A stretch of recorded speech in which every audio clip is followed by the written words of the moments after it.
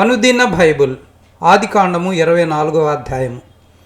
అబ్రహాము బహుకాలము గడిచిన వృద్ధుడై ఉండెను. అన్ని విషయముల్లోనూ యెహోవా అబ్రహామును ఆశీర్వదించెను. అప్పుడు అబ్రహాము తనకు కలిగిన సమస్తమును ఏలుచుండిన తన ఇంటి పెద్ద దాసునితో, నీ చెయ్యి నా తొడ క్రింద పెట్టుము. నేను ఎవరి మధ్య కాపురమున్నానో ఆ కనానీయుల కుమార్తెలలో ఒకదానిని నా కుమారునికి పెండ్లి చేయక నా స్వదేశమందున్న నా బంధువుల యొద్దకు వెళ్ళి ఇస్సాకును నా కుమారునికి భార్యను తెచ్చినట్లు ఆకాశం యొక్క దేవుడును భూమి యొక్క దేవుడునైన యెహోవా తోడని నీ చేత ప్రమాణము చేయించదనెను. ఆ దాసుడు, ఈ దేశమునకు నా వెంట వచ్చుటకు ఒకవేళ ఆ స్త్రీ ఇష్టపడని ఎడల నీవు బయలుదేరి వచ్చిన ఆ దేశమునకు నేను నీ కుమారుని తీసుకుని పోవలనా అని అడుగగా, అబ్రహాము, అక్కడికి నా కుమారుని తీసుకుని పోకూడదు సుమి. నా తండ్రి ఇంట నుండి, నేను పుట్టిన దేశము నుండి నన్ను తెచ్చి నాతో మాట్లాడి నీ సంతానమునకు ఈ దేశము నిచ్చిదనని ప్రమాణం చేసి నాతో చెప్పిన పరలోకపు దేవుడగు యెహోవా తన దూతను నీకు ముందుగా పంపును. అక్కడి నుండి నీవు నా కుమారునికి భార్యను తీసుకుని వచ్చెదవు.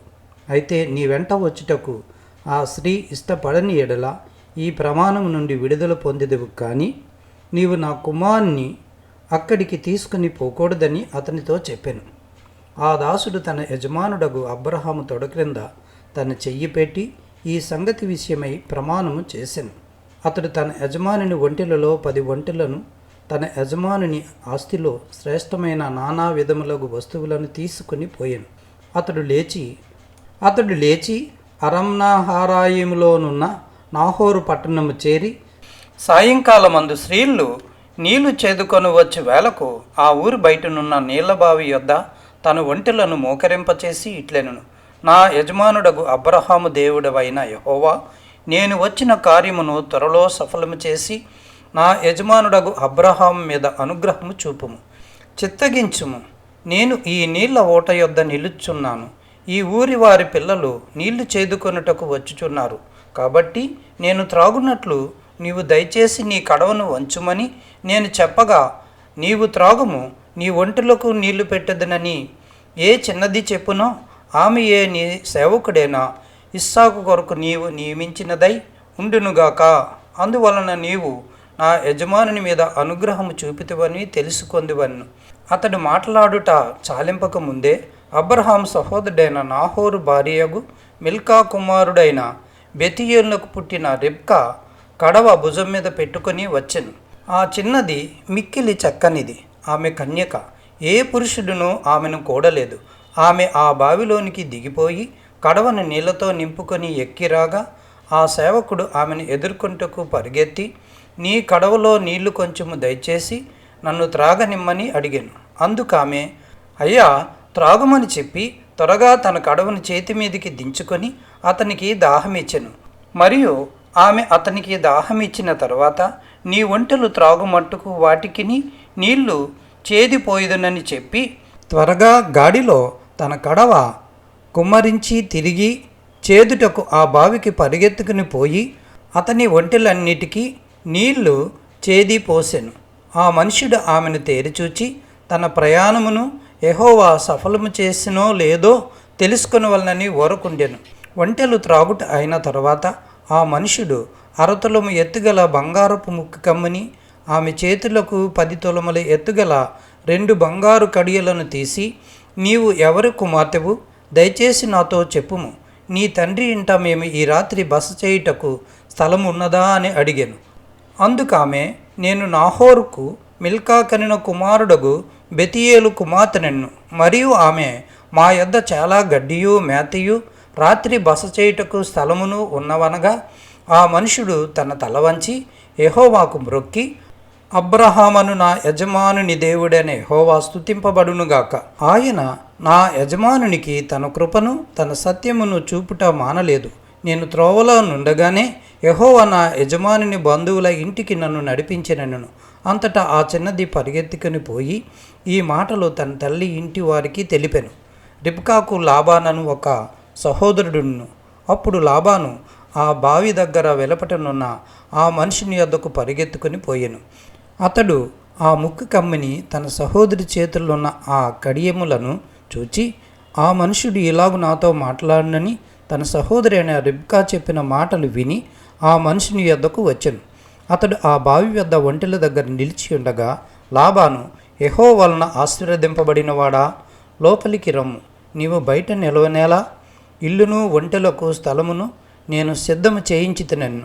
ఆ మనుషుడు ఇంటికి వచ్చినప్పుడు లాబాను ఒంటెల గంతలు ఇప్పి ఒంటెలకు గడ్డియు మేతయు కాళ్ళు కడుక్కొంటకు అతనికిని అతనితో కూడా నున్నవారికిని నీళ్లు ఇచ్చి అతనికి భోజనం పెట్టించెను. కానీ అతడు, నేను వచ్చిన పని చెప్పక మునుపు భోజనం చేయననగా లాబాను చెప్పుమనెను. అంతటా అతడు ఇట్లనెను, నేను అబ్రహాము దాసుడను, యెహోవా నా యజమాన్ని బహుగా ఆశీర్వదించెను కనుక అతడు గొప్పవాడయ్యను.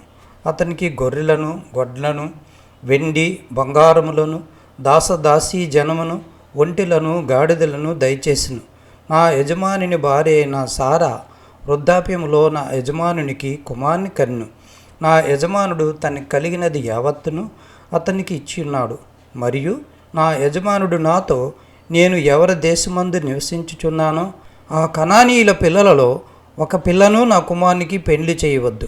అయితే నా తండ్రి ఇంటికిని నా వంశస్థుల యొద్దకును వెళ్ళి నా కుమారునికి పెళ్లి చేయుటకు ఒక పిల్లను తీసుకొని రావాలని నా చేత ప్రమాణము చేయించును. అప్పుడు నేను నా యజమానినితో, ఆ స్త్రీ నా వెంట రాదేమో అని చెప్పినందుకు అతడు, ఎవని సన్నిధిలో నేను జీవించుచున్నానో ఆ యెహోవా నీతో కూడా తన దూతను పంపి నీ ప్రయాణము సఫలము చేయను కనుక నీవు నా వంశస్థులలో నా తండ్రి ఇంట నుండి నా కుమారునికి భార్యను తీసుకుని వచ్చిదవు. నీవు నా వంశస్థుల యొద్దకు వెళ్ళితివా, ఈ ప్రమాణము విషయంలో ఇక నీకు బాధ్యత ఉండదు. వారు ఆమెను ఇయ్యని ఎడల ఈ ప్రమాణ విషయంలో నీకు బాధ్యత ఉండదని చెప్పెను. నేను నేడు ఆ బావి యొద్దకు వచ్చి, అబ్రాహామును నా యజమానుని దేవుడైన యెహోవా, నా ప్రయాణమును నీవు సఫలము చేసిన ఎడల నేను ఈ నీళ్ల బావి యొద్ద నిలిచి ఉండగా నీళ్లు చేదుకొనుటకు వచ్చిన చిన్నదానితో, నేను నీవు దయచేసి నీ కడవలో నీళ్లు కొంచెము నన్ను త్రాగనిమ్మని చెప్పినప్పుడు నీవు త్రాగుము, నీ ఒంటెలకు చేదిపోయిదనని ఎవతి చెప్పునో ఆమెయే నా యజమాని కుమారునికి యెహోవా నియమించిన పిల్లయ్యుండును గాకని మనవి చేసుకొంటిని. నేను నా హృదయంలో అట్లు అనుకొనుట చాలింపకముందే రెబెకా భుజం మీద తన కడవను పెట్టుకొని వచ్చి ఆ బావిలోనికి దిగి పోయి నీళ్లు చేదుకొని వచ్చెను.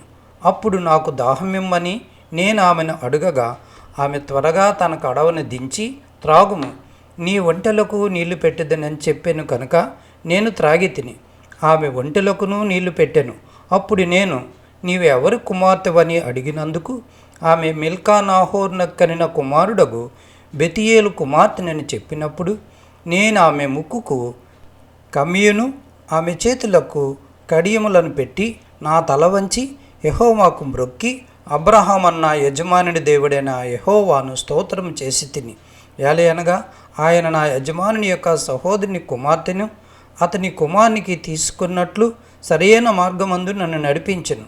కాబట్టి నా యజమానుని ఎడల మీరు దయను నమ్మకమును కనపరిచిన ఎడల అది అయినను నాకు తెలియజెప్పుడి, లేని ఎడల అది అయినను తెలియజెప్పుడి.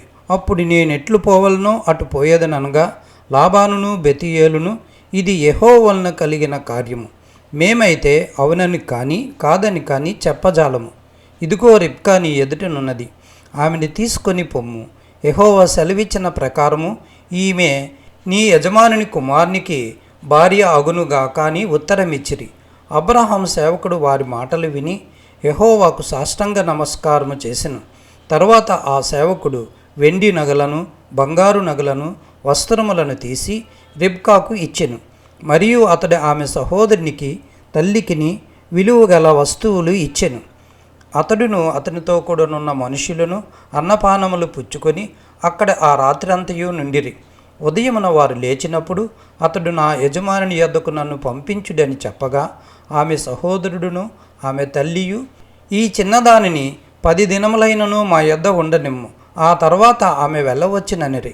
అప్పుడు అతడు, యెహోవా నా ప్రయాణమును సఫలము చేసిన కనుక నాకు తడవు కానీయక నన్ను పంపించుడి, నా యజమానుని యొద్దకు వెళ్ళేదనని చెప్పినప్పుడు వారు ఆ చిన్నదాన్ని పిలిచి ఆమె ఏమవునో తెలుసుకుందామని చెప్పుకొని రెబ్కాను పిలిచి ఈ మనుషునితో కూడా వెళ్ళుదవా అని ఆమెను అడిగినప్పుడు వెళ్ళేదనను. కాబట్టి వారు తమ సహోదరి అనే రెబ్కాను, ఆమె దాదిని, అబ్రాహాము సేవకుని, అతనితో వచ్చిన మనుషులను సాగనంపినప్పుడు వారు రెబ్కాతో, మా సహోదరి, నీవు వేల వేలకు తల్లి వగుదువుగాక, నీ సంతతి వారు తమ పగవారి గవినిని స్వాధీనపరుచుకొందురుగాక అని ఆమెను దీవింపగా రెబ్కాయు ఆమె పనికత్తులను లేచి ఒంటెలనెక్కి ఆ మనిషిని వెంబడి వెళ్ళిరి.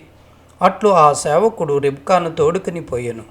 ఇస్సాకు బేర్లయిర్ రోయి మార్గమున వచ్చి దక్షిణ దేశమందు కాపురముండెను. సాయంకాలమున ఇస్సాకు పొలములో దేనింప బయలువెళ్ళి కన్నులెత్తి చూచినప్పుడు ఒంటెలు వచ్చిచుండెను. రెబ్కా కన్నులెత్తి ఇస్సాకును చూచి ఒంటి మీద నుండి దిగి, మనల్ని ఎదుర్కొంటకు పొలములో నడుచుచున్న ఆ మనుషుడెవరని దాసుని అడుగగా ఇతడు నా యజమానుడని చెప్పాను. కనుక ఆమె ముసుగు వేసుకొను. అప్పుడు ఆ దాసుడు తాను చేసిన కార్యములన్నీ ఇస్సాకుతో వివరించి చెప్పెను. ఇస్సాకు తల్లి అయిన సారా గుడారములోనికి ఆమెను తీసుకుని పోయెను. అట్లు అతడు రెబ్కాను పరిగ్రహింపగా ఆమె అతనికి భార్య అయ్యెను. అతడు ఆమెను ప్రేమించును. అప్పుడు ఇస్సాకు తన తల్లి విషయమై దుఃఖ నివారణ పొందెను.